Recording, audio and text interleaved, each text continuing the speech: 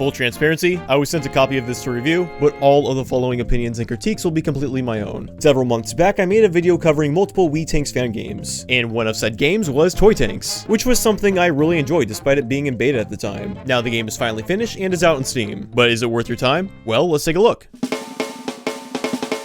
Toy Tanks takes a familiar, but not quite identical page from Wii Tanks, where you control a small little toy tank, fending off groups of enemy tanks. Your mission of each stage is to defeat every last enemy tank on the board. Also heads up, I'm going to be using Wii Tanks as a comparison multiple times throughout this review, since fans of that game will likely be this title's biggest demographic, so get ready. Not to mention, the game's creator, one Rodney Luck, has mentioned that Wii Tanks was a huge inspiration, which I should definitely talk about. Yeah, besides the music, everything in this game was made by one dude, younger than me in fact at 22. This is his first commercial game ever, and you wouldn't even be able to tell just by looking at it. The presentation here is super competent. So competent in fact, I literally had to ask him if anyone else worked on the game. But nope, just him. This is easily one of the best looking tank games I've seen visually. Everything is super clean and crisp looking. All of the eye candy like sparks or explosions make actions very satisfying, and the game has a very characteristic look I wouldn't mistake for any other tank game. The big thing that really differentiates Toy Tanks from just about any other tank game I played is the heavy emphasis on its physics system. The physics themselves are programmed well. I never experienced any glitches involving them, and it makes the act of shooting enemy tanks pretty damn enjoyable since you get to see them fly off when they die.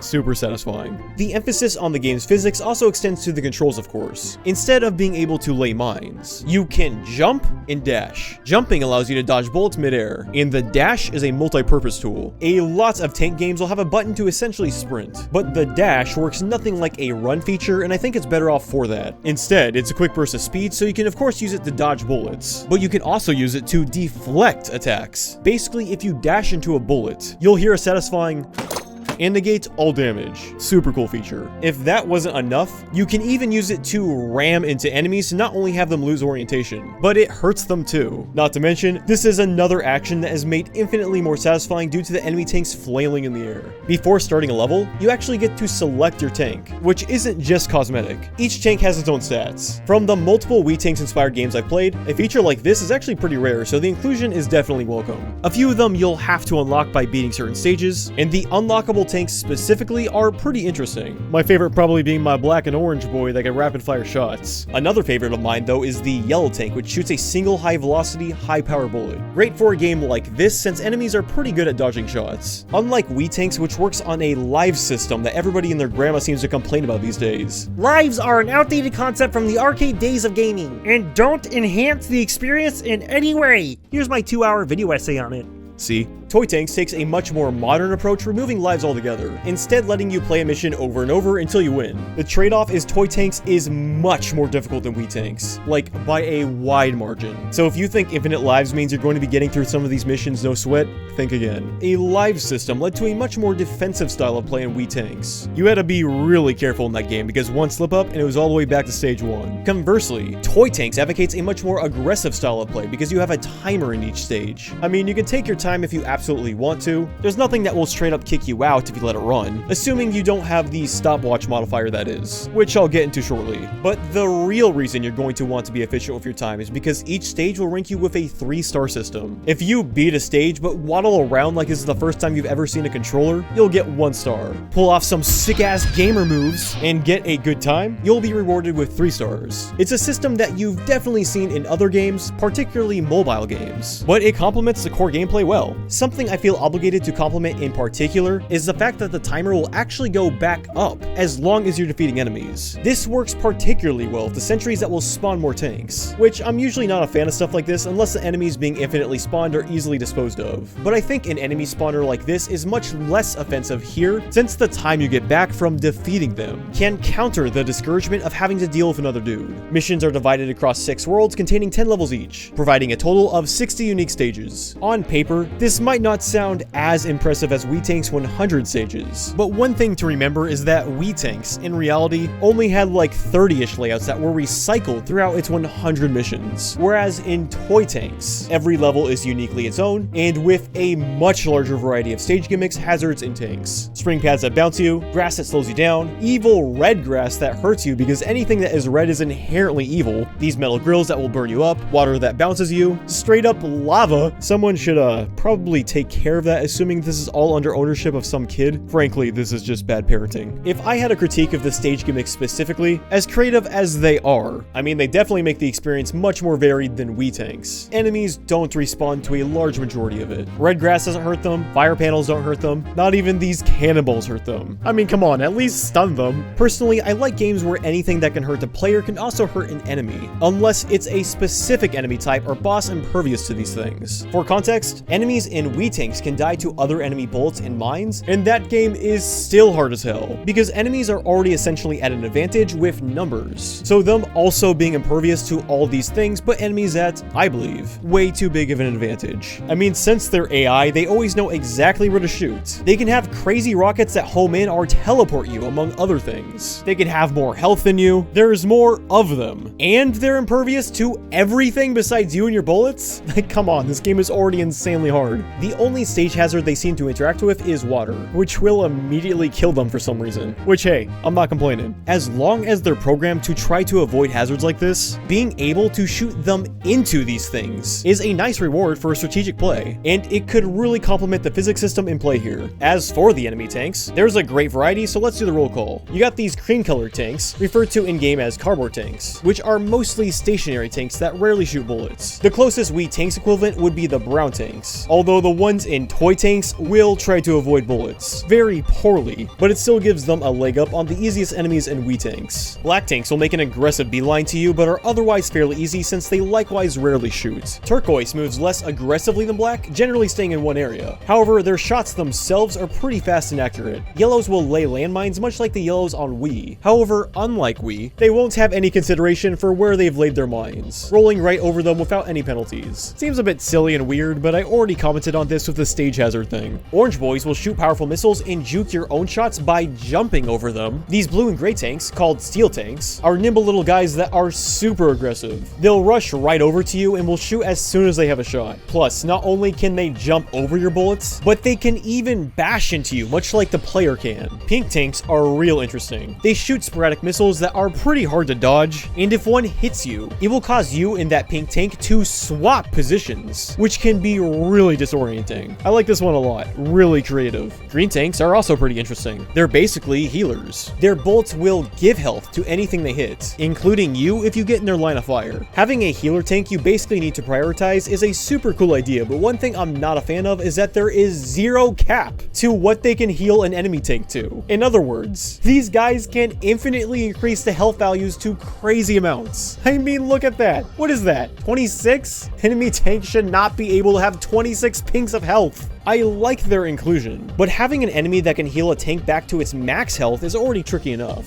So it being able to overflow this much is a little overboard, I'd say, at least for the normal difficulty option. Crimson tanks will shoot giant bursts of tiny bullets incredibly frequently, making this a very hard tank to approach. The green and yellow tanks, called tracers, are big health boys that shoot big homing missiles. These guys are also a pain in the ass to hit since they're also pretty good at evading your shots. Nano tanks, another evasive tank that's a pain in the ass to hit, won't actually attack the player at first. However, if you leave them on the board for long enough, they will transform into a more powerful tank that will definitely attack you. The time is pretty strict on their transformation, so it's usually a good idea to take these dudes out first before they become a problem. Then these techno-looking tanks, called commanders, are the last of the tanks you'll see in the campaign stages, and they're ridiculous. Firstly, they're stupidly evasive, like basically every tank at the later stages. But on top of that, their shots will steal life if they hit you. Then on top of that, they can give other tanks the ability to steal life. Oh, and also the commander tank will be completely invincible until you destroy the tank infected. Really creative tank, but god dang, that's a lot. Those are all the tanks from the campaign, but 30 of the 60 stages were recently added in what's called the adventure stages, which also introduces 3 new enemy tanks. Neon tanks that can spawn as various colors of different stats, headless tanks that can't shoot but will lay mines and dash into you, and rocket tanks which will quickly fire off, well,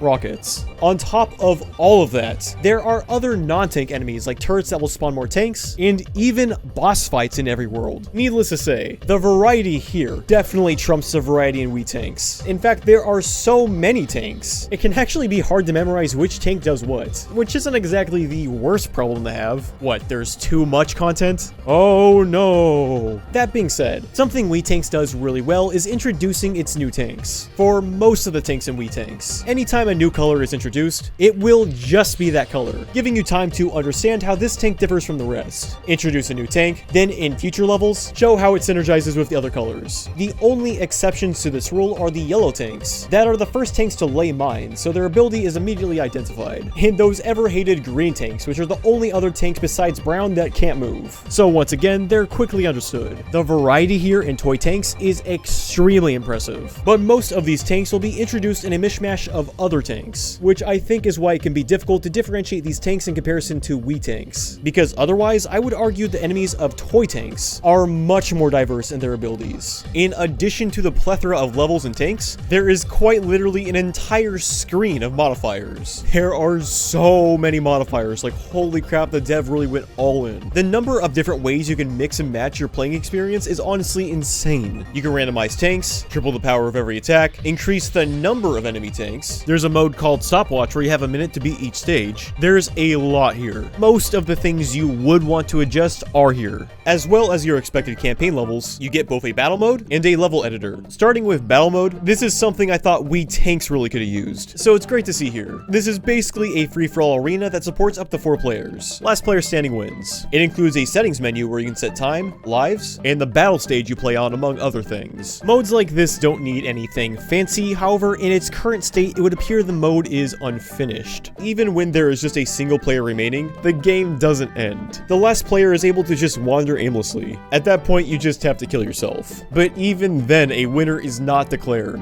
It'll just say, victory! Not to any particular player, just in general, I suppose. I'm not gonna harp on this since the whole game was just made by one dude, and understandably, making games at all can be tricky. But this is definitely something that needs some attention. The final mode is a level editor, another feature that's always great to see. It's your standard level editor affair. Select blocks, tanks, hazards, place them onto a level grid. You can test and save your creations. Again, standard stuff, but well done nonetheless. Big caveat is that there is no in-game sharing at the moment. You'll need to save your levels as a file and then share that. There doesn't seem to be anything in-game to take you to that directory either, so you'll just have to find it on your own. Also, for anyone who wants to use the editor, you can edit or delete stages once you've made them. I didn't even realize this until much later, since it's not done through the menu where you can select to make a stage or play a level. To edit or delete something that you've made, you have to go to play the stage, and then while playing it, pause the game, and those options are under the submenu with the eye. Just the fact this game has a level editor at all is impressive, but this is certainly another area that could use some more love. Menu navigation throughout the whole game is something that could use some culling, I think. For example, you got the modifiers for gameplay tweaks. Once again, a great and diverse feature, but for some reason it will load for every game mode, even the level editor. Options like team play, which remove friendly fire, don't make a whole lot of sense in battle mode given that goes against the mode as a whole, and given the battle mode has its own menu. Any of the modifiers that are applicable would make more sense on that menu. As for the level editor, I can see wanting some of these modifiers before playing a stage, but applying a bunch of changes before you even know exactly what it is you want to make seems counterproductive when you would want to first fine-tune a stage on a surface level. Picking your game mode from the character select screen may seem efficient, but since the editing mode is also selected here, that means you cannot swap out the player tank during the editing process. You'll have to exit the editor and go back to the character select screen every time you want to test it with another tank. All of this stuff though is small potatoes really. They don't really hinder the overall experience, and the dev himself is pretty fast to respawn, so it wouldn't surprise me at all if a majority of these things I mentioned were to be fixed. The core experience, the campaign missions, are the focus here, and if you're just going in to play those, it's all very polished and many of the critiques I mentioned aren't even applicable there. However, the one thing that likely will not be changed, since it's essentially the core of the experience, is the game's heavy emphasis on the physics system. This is the one big double-edged sword of the game. The physics system can make disposing enemies stupid enjoyable, more so than Wii Tanks I'd say. In fact, because of the physics engine, the tackling mechanic is so satisfying. I would sometimes audibly laugh watching a tank ragdoll off the map. That's alongside the cool eye candy and the crunchy smash sound, of course. It all culminates in some great damage feedback.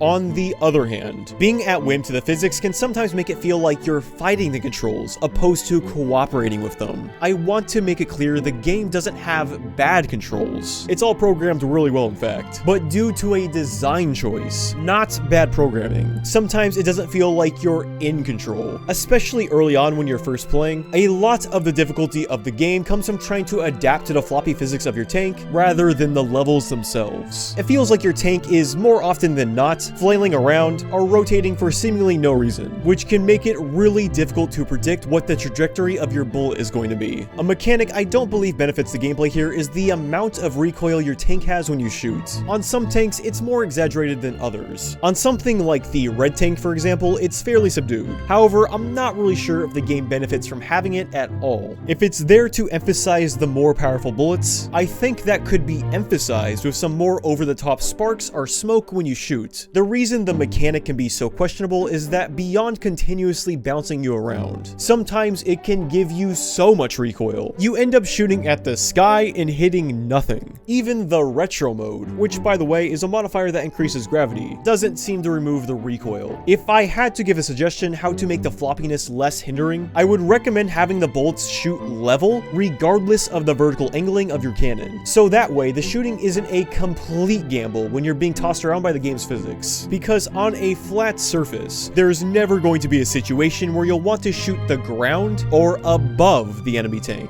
Aiming is already more difficult here than on Wii, since unless you're using a mouse, you're given a very short line of sight indicator that makes long distance shots more of a visual guessing game. So having your tank not shoot straight due to the physics on top of that can be very discouraging. The silver lining to all of this is that these things do make for a great party game experience. If you got a group of buds and you're all just messing around, all of the things I would regard as problems in single player suddenly become punchlines in multiplayer. A lot of the dumb stuff that can happen on account of the in-game physics can be really funny with a group of friends. In fact, it almost feels like all of this was implemented with multiplayer in mind. If you've bought or played this game and are critical of it, maybe even thought some of the same stuff I said in this review, I would not give up on it until you try it multiplayer. I really do think it enhances the gameplay experience of this title that much. Myself and everyone I played this game with has enjoyed the multiplayer experience each and every time. In fact, when I was getting footage for that Wii Tanks fan games video, this game was my cousin's favorite out of all the ones we played. The in-game physics are going to be what will make or break this game for people, I believe. Because if the physics is something you enjoy, the rest of the game, again, is very competent. In fact, there's a lot of small respectable design choices I haven't even mentioned yet. Stuff like the tanks and even mines will highlight red when obscured behind blocks. A thoughtful design choice I once mentioned Wii Tanks could have used. Your remaining shots and health are displayed right above your tank, which is extremely helpful, since that means you don't have to take your eyes off your tank and look at some corner heads-up display to get important information. The dark, thick outlines on objects not only look great, but also make everything pop from the levels themselves. There really are a lot of nice design flourishes here. I'm giving Toy Tanks a 4 out of 5. Again, the biggest hurdle